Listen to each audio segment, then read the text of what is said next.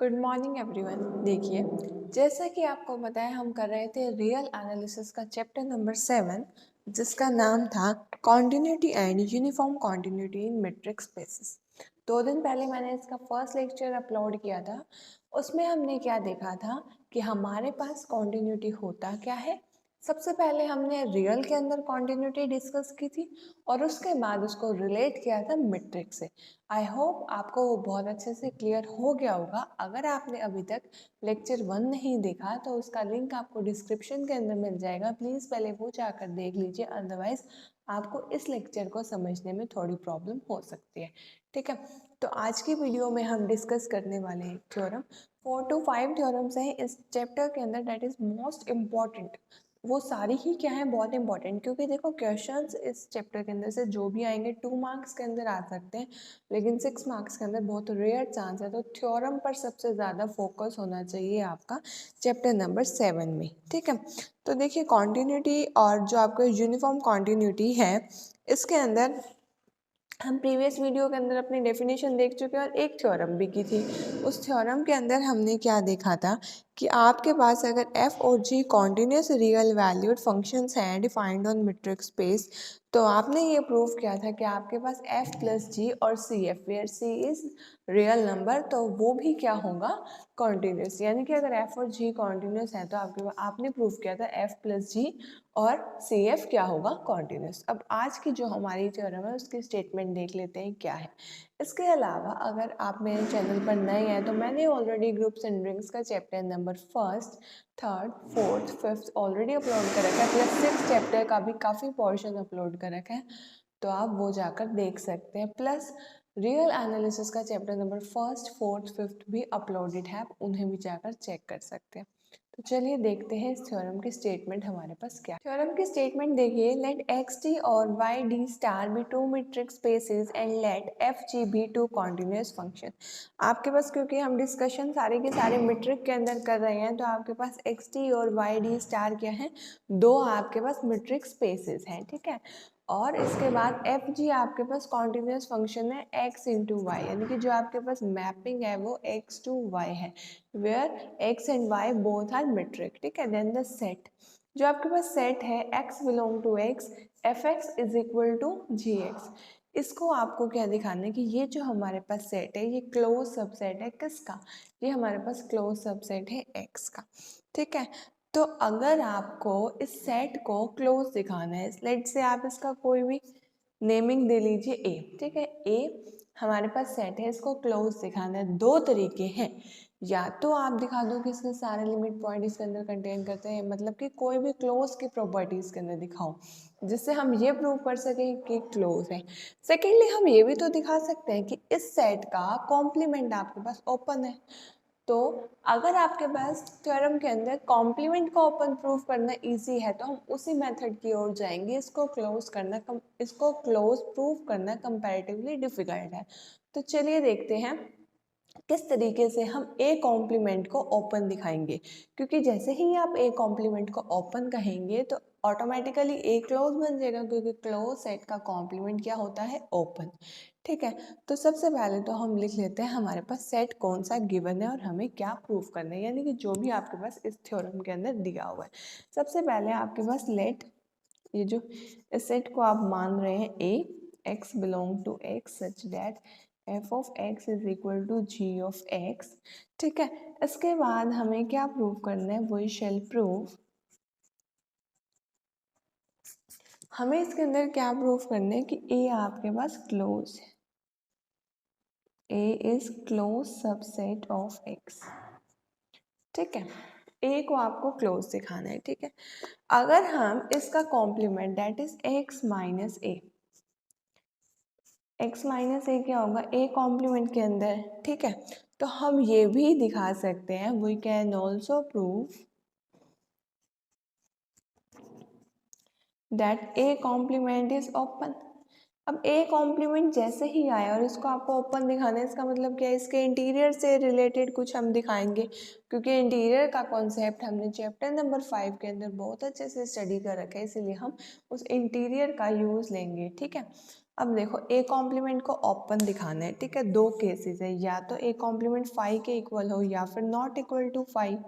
ठीक है, अगर आपके पास केस 1 जो हमने लिया डैट इज ए कॉम्प्लीमेंट आपके पास 5 के इक्वल है, तब तो बात क्लियर कैसे हुई, क्योंकि अगर ए कॉम्प्लीमेंट 5 के इक्वल है, 5 आपको क्या पता है कि 5 ओपन होता है, खुद जो मेट्रिक जिस सेट पर डिफाइन है वो सेट और 5 ये दोनों क्या होते हैं, ओपन भी होते हैं और क्लोज भी होते हैं। क्लोज की डिस्कशन हम कर नहीं रहे, हमारे पास हमें ये बात क्लियर हो गई यहाँ से कि आपके पास ए कॉम्प्लीमेंट क्या आएगा, ओपन।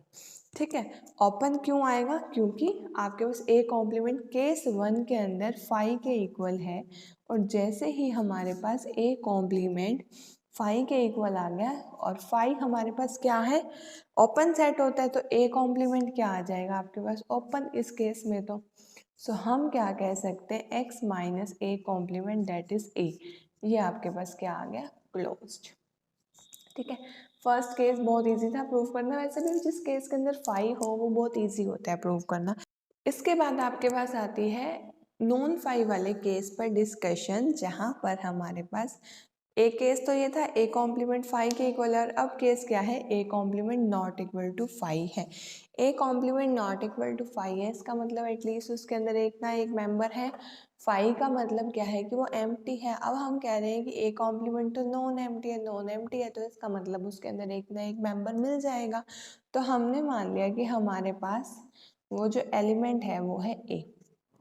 ठीक है, ये जो डिनोशंस हैं, ये जो ए लेती हूँ मैं, ए की जगह मैं तो एक्स भी ले सकती थी, ये मैं इसलिए करती हूँ ताकि आप जब अपनी बुक में से देखें तो आप उससे रिलेट कर पाएंगे, हाँ उसमें भी ए है। सेकेंडली आगे जाके हमें एक्स अपने आप पे खुद भी एक कंसीडर करना होगा, तो दोनों एक्स में आपको कंफ्यूजन होती है, तो आप ए बी सी में से कुछ मान लीजिए। ठीक है, सो डैट आपको ईजी हो जाए। आपने ए कॉम्प्लीमेंट का एक एलिमेंट मान लिया, डैट इज ए। ठीक है, अब देखो ए कॉम्प्लीमेंट के अंदर है, और आपको पता है ए कॉम्प्लीमेंट का इंटरसेक्शन खुद ए के साथ क्या होता है, 5, क्योंकि ए के अंदर वो एलिमेंट आएंगे जो ए कॉम्प्लीमेंट के अंदर नहीं है, और ए कॉम्प्लीमेंट के अंदर वो एलिमेंट आएंगे जो ए के अंदर नहीं है। ठीक है, इसका मतलब हमें ये चीज़ तो क्लियर हो गई कि हमारे पास अगर ए कॉम्प्लीमेंट के अंदर है तो ए कैपिटल ए के अंदर नहीं जाएगा, ए कैपिटल ए के अंदर नहीं जाएगा। क्यों, क्योंकि ए हमारे पास ए कॉम्प्लीमेंट के अंदर है। ठीक है, अब आपके पास हमारे पास यहाँ पर एफ जो है एक्स टू वाई मैपिंग थी, ये आपको ऑलरेडी क्वेश्चन के अंदर बता रखा था। देखो यहाँ से हमने ये बात हमें क्लियर हुई कि ए कॉम्प्लीमेंट के अंदर ए जा रहा है, तो इसका मतलब ए के अंदर नहीं जाएगा। क्यों, क्योंकि ए कॉम्प्लीमेंट के अंदर है, और ए के अंदर नहीं जा रहा। बट ए के अंदर तो कौन से मेंबर थे, ए के अंदर एलिमेंट्स वो थे जो इस प्रॉपर्टी को सेटिस्फाई करें, that is F X is equal to G X. ठीक है, वो तब था जब हम एलिमेंट ले रहे थे एक्स। अब हमारे पास एलिमेंट क्या है, ए। तो क्योंकि ए के अंदर कैपिटल ए सेट से ये एलिमेंट बिलोंग नहीं हो रहा है, इसका मतलब ये F of A G of A के इक्वल नहीं है। क्योंकि अगर ये इक्वल होता तो ए सेट के अंदर चला जाता और ए का मेंबर बन जाता, पर हमें क्या दिया हुआ है, इस ए का एलिमेंट नहीं है ये, तो हमने नॉट इक्वल वाली कंडीशन लगा दी। ठीक है, अब देखो दो पॉइंट इक्वल नहीं है, दो पॉइंट इक्वल नहीं है, और ये दोनों एलिमेंट किसके हैं, y के, क्योंकि f और g आपके पास मैपिंग कहाँ पर है, सॉरी f और g आपके ये जो f of a g of a है आपके पास, ये एलिमेंट किसके हैं, कोडोमेन के, और कोडोमेन के अंदर आपके पास दो पॉइंट है f of a g of a। ये आपके पास पता है आपको कि दोनों इक्वल नहीं है, अगर दोनों इक्वल नहीं है तो इनके बीच में कुछ ना कुछ डिस्टेंस होगा। तो हमारे पास यहाँ से हम ये कह सकते हैं कि डी स्टार एफ ऑफ ए और जी ऑफ ए का जो डिस्टेंस है वो ग्रेटर देन 0 है। एफ ऑफ ए और जी ऑफ ए का डिस्टेंस क्या है, ग्रेटर देन 0। ऐसा मैंने इसलिए कहा क्योंकि ये जो चीज़ है ये मेरे पास नॉट इक्वल है, यानी कि ये दोनों एक दूसरे के इक्वल नहीं है। और अगर आपके पास डोमेन की बात होती तो मैं यहाँ पर डी का यूज़ करती, बट ये एलिमेंट्स कोडोमेन के हैं तो मैंने डी स्टार का यूज़ किया है। ठीक है, अब देखो ग्रेटर देन 0 है, तो मैंने एक तरीके से मान लिया कि इनका जो डिस्टेंस है मैं उसको मान रही हूँ एप्सिलॉन। यानी कि देखो ये बात हमें यहाँ से पता लगी कि इनका जो डिस्टेंस है वो ग्रेटर देन 0 है, तो इसका मैंने डिस्टेंस मान लिया epsilon that is greater than 0। ठीक है, यानी कि इसकी जो वैल्यू है वो एप्सिलॉन के इक्वल मान लिया। अब देखो कुछ ना कुछ कॉन्टिन्यूटी से भी तो हमें रिलेट करना है ना। अब आपके पास एफ और जी क्या दिए हुए हैं, एफ और जी हमारे पास दिए हुए हैं कॉन्टिन्यूस फंक्शंस। कॉन्टिन्यूस फंक्शन है, उनके जो कोडोमेन के अंदर जो एलिमेंट्स हैं, अब आपके पास एफ ऑफ ए और जी ऑफ ए कोई पर्टिकुलर है नहीं, ये तो कोई आर्बिट्ररी है। ठीक है, क्योंकि ए हमारे पास क्या था, आर्बिट्ररी, इनका डिस्टेंस क्या आ गया, epsilon that is greater than 0। देखो इसके बाद क्योंकि हमें क्वेश्चन के अंदर ये दिया हुआ है कि एफ और जी आपके पास क्या है, कॉन्टिन्यूस है, तो आपको ये बात पता है कि for epsilon greater than 0, epsilon greater than 0 के लिए आपके पास एक ऐसा डेल्टा मिल जाएगा सच डेट अगर आपने 2 पॉइंट लिए हैं एक्स और ए, तो उनका डिस्टेंस क्या हो जाएगा, लेस देन डेल्टा। और आपको पता होना चाहिए कि ये जो हम दोनों एक्स और ए पॉइंट है ये डोमेन के अंदर से है, तो डी स्टार की जगह यहाँ हम डी यूज करेंगे और इनके बीच का जो D star F of X और एफ ऑफ ए आएगा। ठीक है, एफ ऑफ ए और एफ ऑफ एक्स का जो डिस्टेंस है आपके पास वो क्या आ रहा है, एप्सिलॉन बाय 3। ठीक है, अब देखो मैंने आपको बताया था थ्योरम्स करने के बाद ये चीज़ें आपको क्लियर हो जाएंगी। जैसे f प्लस जी था तो उसके अंदर 2 है, तो हमने एप्सिलॉन बाय 2 कंसीडर किया सो डैट वो लास्ट में जाके एप्सिलॉन बन जाए। ठीक है, यहाँ पर आपके पास एप्सिलॉन ग्रेटर देन 0 है, तो एप्सिलॉन बाय 3 भी तो क्या होगा, ग्रेटर देन 0। या 3 क्वांटिटीज बन जाएंगी ताकि लास्ट में एप्सिलॉन आ जाए, इसी के अकॉर्डिंग हम यहाँ पर लेट करते हैं। बाकी आप एप्सिलॉन 1 या इस तरीके से भी कुछ लेट कर सकते हैं सो डैट आपको आगे प्रॉब्लम ना आए, बट ये चीज़ इजी रहती है एप्सिलॉन बाय 3 या एप्सिलॉन बाय 2 लेट करना है। ठीक है, अब हमारे पास f के अंदर तो ये रिलेशन आ रहा है। ठीक है, और ऐसे ही अगर मैं कहूँ एंड डी स्टार एक्स और ए डोमेन के पॉइंट है, तो हमारे पास f of G of X और जी ऑफ ए का डिस्टेंस भी क्या आएगा, एप्सिलॉन बाय 3 से कम, क्योंकि f और g दोनों कॉन्टिन्यूस हैं। f कॉन्टिन्यूस था तो ये रिजल्ट लिखा, g कॉन्टिन्यूस था तो हमने ये रिजल्ट लिखा। ठीक है, अब देखो हमारे पास ट्रायंगुलर इनइक्वालिटी से आपको पता है, देखो यहाँ पर हमारे पास जो डिस्टेंस था वो f ऑफ ए और g ऑफ ए का था, तो अभी तो यहाँ पर देखो x और a पॉइंट है, x और a, तो इनको कुछ ना कुछ हम रिलेट करते हैं। देखो D star F of A G of A, ये आपके पास इस प्रीवियस पेज के ऊपर था। ठीक है, अब देखो इसी चीज़ को मैं ऐसे लिख सकती हूँ, जैसे ही मैंने लिखा था D of X Y is less than और equal to D of X Z plus D of Z Y, ये लिखती थी मैं। ठीक है, कब लिखती थी मैं इसको, ट्रायंगुलर इनइक्वालिटी जब मैंने मैट्रिक के अंदर किया था। अब देखो यहाँ पर आपको x और a को कुछ ना कुछ रिलेट करना है, तो देखो मैं किस तरीके से इसको करूँगी, ध्यान से देखिए।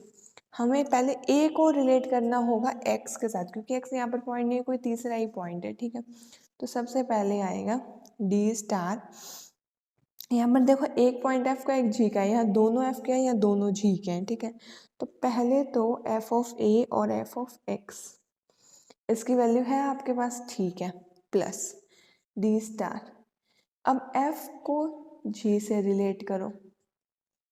ठीक है, उसके बाद D star g of x से g ऑफ a में।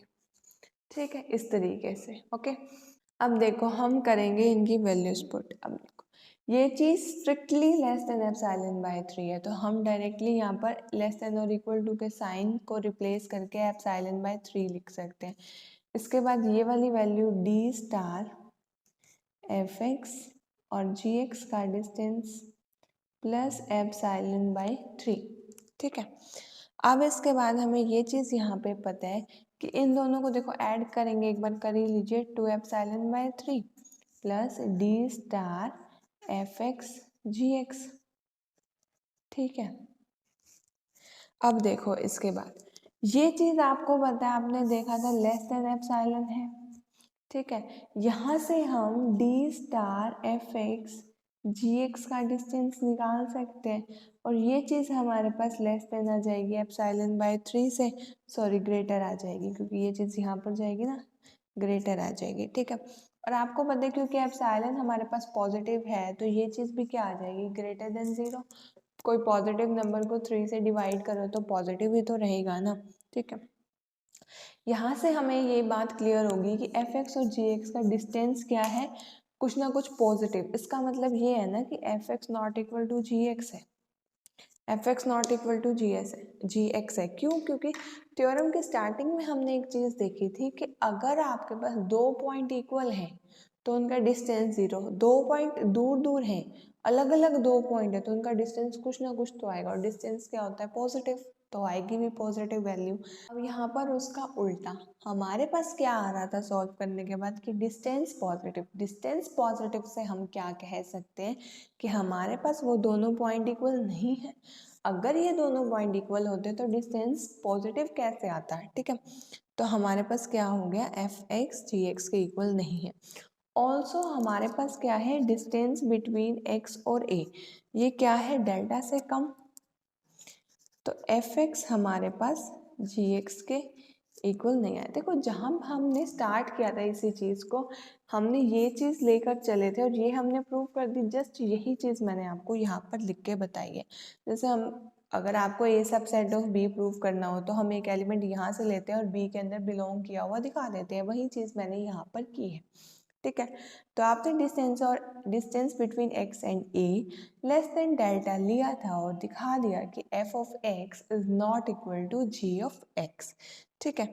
अब आपको क्या करना है, अब हमें करना है कि हम एक x एलिमेंट ले रहे हैं, और x वो एलिमेंट कहाँ से ले रहे हैं, एस ए डेल्टा। देखो किस तरीके से लिया हमने, ये हमने इसलिए लिखा क्योंकि डिस्टेंस बिटवीन एक्स एंड ए क्या है, डेल्टा से कम। तो इसका मतलब अगर हम ए पॉइंट से लेकर एक स्फीयर बनाए जिसका सेंटर ए हो और रेडियस क्या हो, डेल्टा, और इसका डिस्टेंस बिटवीन एक्स और ए क्या है, लेस देन डेल्टा। इसका मतलब एक्स कहीं ना कहीं इसके बीच में ही लाई कर रहा है। इसका मतलब एक्स बिलोंग कर रहा है ओपन स्फीयर जिसका सेंटर ए हो और हमारे पास रेडियस क्या हो, डेल्टा। ये आपने अगर चैप्टर नंबर 5 मेरा बहुत अच्छे से देखा, आपको छोटे छोटे कंसेप्ट क्लियर है, ओपन स्फीयर क्लोज स्फीयर कैसे बनाते हैं, तो आपको ये चीज़ आ जाएगी, ठीक है। अब देखो x इस ओपन स्फीयर से बिलोंग कर रहा है, ठीक है। तो इसका मतलब क्या है, x belong to A complement, ठीक है, x belong to A complement. और आपने यहाँ पर यहाँ से ये एलिमेंट लिया और दिखा दिया कि हमारे पास ये ए कॉम्प्लीमेंट के अंदर है। इसका मतलब ये जो स्फीयर है आपके पास ये सबसेट है ए कॉम्प्लीमेंट का, ठीक है। स्फीयर जो है जिसका ओपन स्फीयर जिसका सेंटर ए हो और रेडियस आपके पास डेल्टा हो, ये सबसेट है ए कॉम्प्लीमेंट का। तो हमने ये शो कर दिया कि आपके पास ए, यहाँ पर ए पॉइंट था, ए कॉम्प्लीमेंट जो है वो नेबरहुड है इस पॉइंट ए का। ये जो ए कॉम्प्लीमेंट है ये नेबरहुड है इस पॉइंट ए का। सो ए कॉम्प्लीमेंट हर पॉइंट का नेबरहुड होगा। हर पॉइंट का कैसे होगा, क्योंकि ए आपके पास कोई आर्बिट्ररी, ए कोई पर्टिकुलर फिक्स एलिमेंट नहीं है। ए आपने ये कह दिया कि ए जो है आपके पास एक स्पेसिफिक एलिमेंट नहीं था, आर्बिट्ररी था, और ए का नेबरहुड, ए कॉम्प्लीमेंट आ रहा है, ए कॉम्प्लीमेंट नेबरहुड आ रहा है ए का, और ए कोई आर्बिट्ररी है, तो हम ये कह सकते हैं ए कॉम्प्लीमेंट हर पॉइंट का नेबरहुड आ रहा है। हर पॉइंट का नेबरहुड आ रहा है, और जिस सेट के अंदर हर पॉइंट का नेबरहुड आ जाए उसी सेट के अंदर, तो हम उसे क्या कहते हैं, ए कॉम्प्लीमेंट इज ओपन, ठीक है। क्योंकि ए कॉम्प्लीमेंट के अंदर क्या होता है, उसका इंटीरियर खुद आ जाता है वो सेट, और खुद आ जाता है का इसका मतलब क्या हो गया कि हमारे पास उसका नेबरहुड खुद आ रहा है, इसका मतलब वो ओपन है। ए कॉम्प्लीमेंट को आपने ओपन दिखा दिया तो हम ये कह सकते हैं कि ए हमारे पास क्या होगा, क्लोज। ए हमारे पास क्या होगा, क्लोज, ठीक है। तो आई होप आपको ये चीज़ बहुत अच्छे से क्लियर हो गई होगी कि किस तरीके से हमने इस थ्योरम को किया। ये थ्योरम काफ़ी आती है एमडीयू में, तो बहुत बार आती है, सीडीएलयू और केयूके का मुझे इतना आइडिया नहीं है।